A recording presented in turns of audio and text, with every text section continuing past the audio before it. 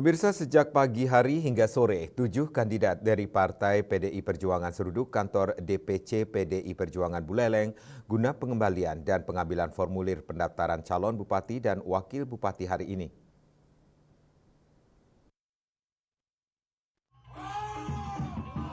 Untuk calon bupati dan wakil bupati Buleleng ada 9 nama terjaring, yakni Dr. Nyoman Sujidre, Gede Supriyatna SH, Dr. Ketut Putra Sedana, Ketut Rocineng, Igusti Ayu, Ari Sujati, Ketut Ngurah Arya, IKD Setiawan, Nikade Turkini, dan Wayan Mas Dana. Salah satunya kandidat yang mengembalikan formulir adalah Dr. Ketut Putra Sedana SPOG. Tokoh yang aktif turun membantu masyarakat ini hadir disambut dengan kesenian Muslim Adrah dan tari goa dan balek ganjur. Menurutnya filosofi kedua kebudayaan ini menjadi pemersatu untuk menuju Buleleng yang ajak.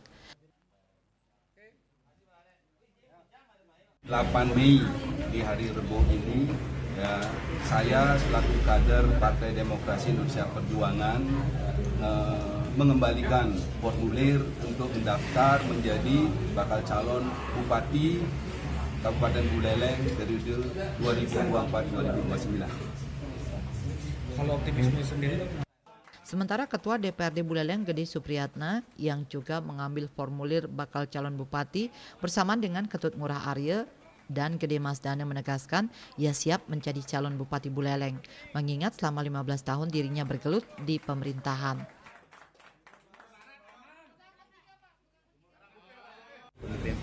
Dan tentunya lewat pengalaman saya, keberadaan saya 15 tahun di pemerintahan, setidaknya memahami persoalan yang ada di Buleleng.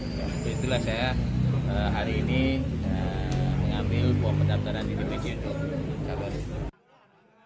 Hingga sore hari ini 4 orang yang telah mengembalikan berkas, yakni Inyoman Arya Astawa, mengembalikan berkas bakal calon wakil bupati Buleleng disusul Dr. Inyoman Sujidre, Dr. Ketut Putra Sedana, dan Ketut Rocineng. Sementara 3 nama yang diusulkan lainnya belum mengambil formulir pendaftaran. Yasri Yuli, Bali TV.